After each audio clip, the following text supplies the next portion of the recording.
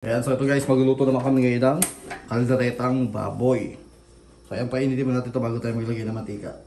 Ayan, so ito, maglalagay muna tayo ng mantika. Ayan, tamang dami ng mantika.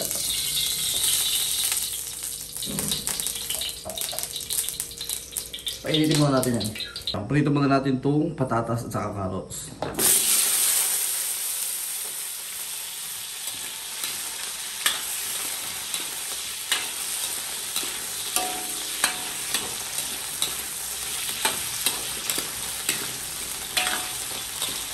Kaya ito, luto na yung patatas at saka carrots. Lalagay na natin yan dito.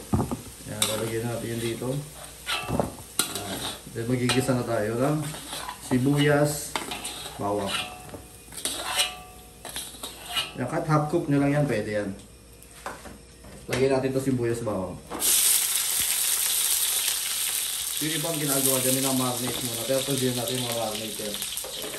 Pwede rin like pang ganyan.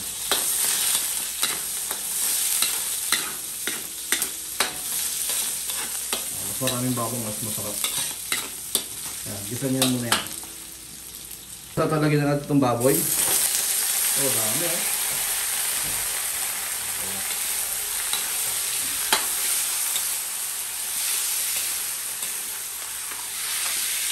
Okay yan.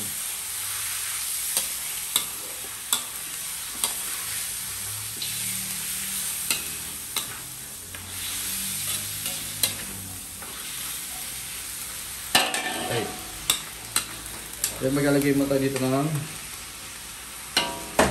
toyo.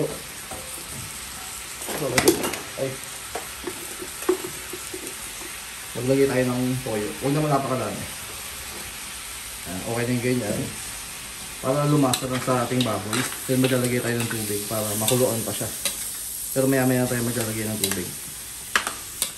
Kaya muna natin siya medyo magmantika ang sarili niya.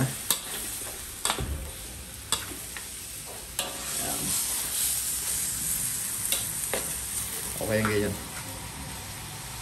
Kaya ito mga ka-taste buds, maglalagay tayo ng tubig. Ayan, para sa itong tubig, para kumulo. Ayan, diba? Pakukuluan natin maigi yan. Para lumambot yung baboy.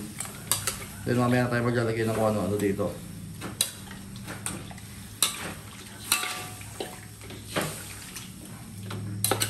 Para lambutin natin yung baboy. So ito guys, so tira nyo, haluin natin. So medyo lang po yung siya, saan kusang nagmantika na yung ating baboy. So wala nang tubig yan. Kaya medyo kung papapansin nyo, hindi pa yan masyadong malambot. Ang gagawin natin yan, maglalagay ulit tayo ng tubig.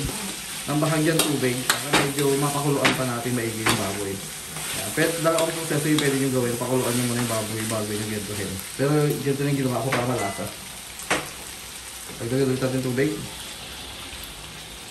Pagkulo nito, okay na yan. Lagyan na natin yan ng iba pang mga ingredients.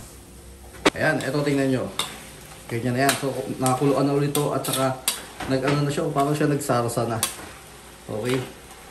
So, yan, hindi na yan nagmamantika. Saka, pag chinek natin, medyo may pagkamalambot na rin yung ating baboy. Mas lalambot pa yan kasi kukuluan pa to. So, ayan. So, ngayon naman, lalagyan natin yung iba pang mga ingredients. Katulad na, maglalagay ulit tayo ng bahagyan dami ng toyo. Huwag madami. Dahil naglagay na tayo kanina. So, maglalagay na tayo ngayon ng UFC banana ketchup. Lagyan na natin ito.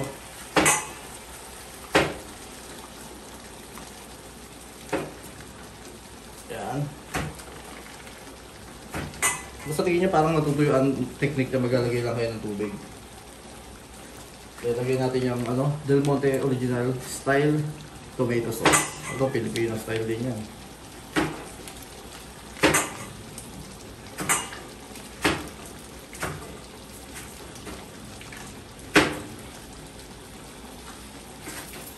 Haluin muna natin to. Mamaya may ilalagay pa tayo ditong tomato paste. So hahaluin muna natin yan. Sabay na natin dito, lagyan natin yan Knorr beef cube.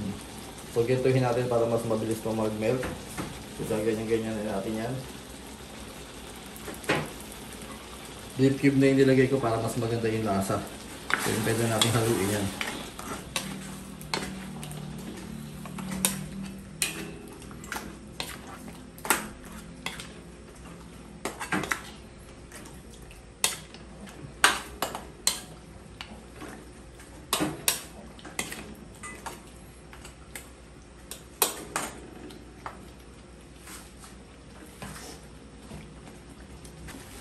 Ayan, haluin ulit natin para hindi manikit.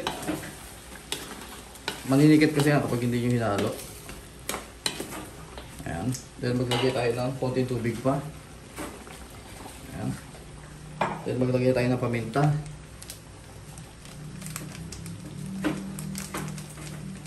Tamang dami ng paminta. Lagyan na rin natin ng magic sarap.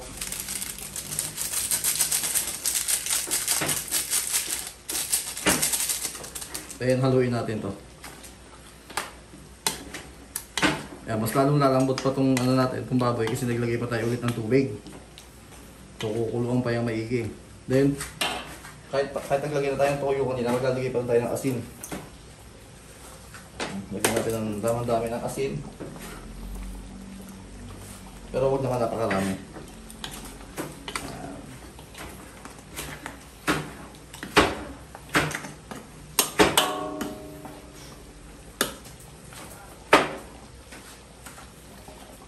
Ito mga taste buds, ayan, ito na yan. Kapag ganito na yung sabaw niyan, yung malapot-lapot na, pwede na tayo maglagay dyan ng tomato paste. Pero ang gagawin ko dito ngayon, maglalagay muna ako ng hotdog para maluto na yung hotdog. Dahil sa hotdog na to, may kasama na rin dyan silin labuyo. Kasi importante sa kaldereta, yung meron kayong labuyo. Kapag hindi maanghang ang kaldereta, di para kayo nag-apritada, diba? Pagkakaiba nga pa ng apritada, syempre sa kanang kaldereta, wala yung liver spread. Yung apritada ang walang liver spread. Yan, ang ganda yan, sarap niya, no? So, hayaan muna natin ganyan, pakuluan muna natin. And ito mga taste buds, so ngayon kapag ganyan, haluin muna natin para hindi manikit yung ilalim. Ayan, no? Kasi tinan nyo, naluluto na maigi yung ilalim. So, kailangan natin haluin yan. So, ngayon maglalagay na tayo ng liver spread.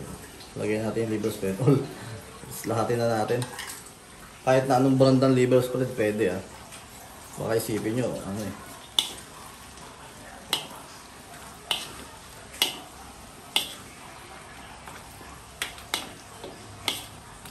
So yan, sana parehas din sa lasa nito, yung sa ginagamit namin dati. Hindi kasi kami nakabili dati nung ano, yung talagang ginagamit naming brand. So sana masarap to. Mukha naman.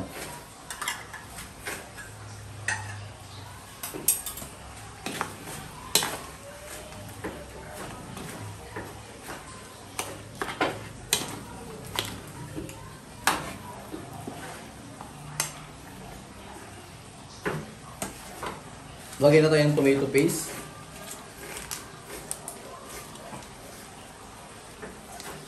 Lahatin na natin to.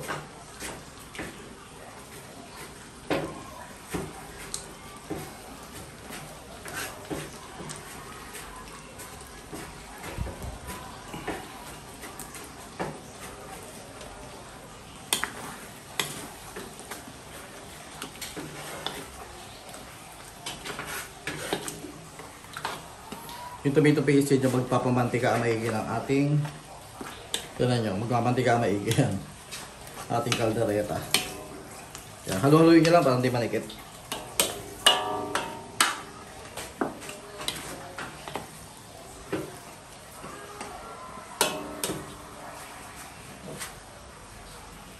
Eto pa pala guys, bell pepper. O buti na lang naalala ko na ihabol pa natin.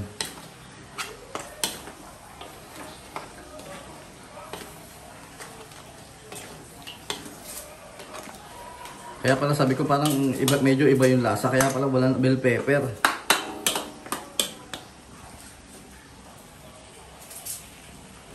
So ayan, yaman na natin ganyan. Ipa tayo ng konting tubig. Adjust na lang natin mamaya.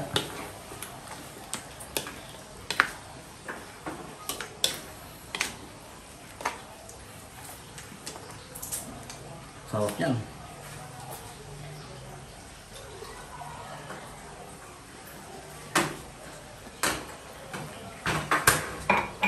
Tandaan nyo kapag tumabang, anuhan nyo lang sa sa asin. Timpla nyo sa asin. Pwede rin toyo.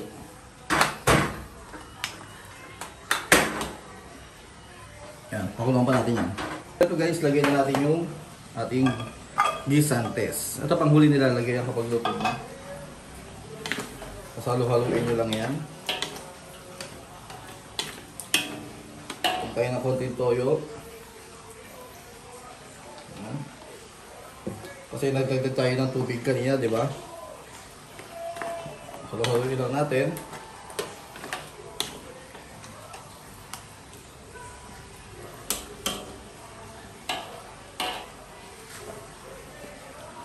Then, lagyan na rin natin itong pinarito natin kaninang carrots at saka patatas. Diba? Simple na pagluluto ng kaldereta. Pakuluan pa natin to dahil hindi pa masyado luto yung ating patatas at carrots kanina. So, ay hayaan mo natin ganyan. Then, pakita ko na lang sa inyo kapag luto na itong ating napakasarap na kaldereta. Ito guys, tinig kung gaano kaganda. So luto ng ating napakasimple at napakasarap na kalderetang baboy. Kaya kung nagustuhan itong luto namin, paano pang ginagawa nyo? Subukan nyo to dahil napakasimpleng ulam yan. Okay? So ayan. Sarap yan.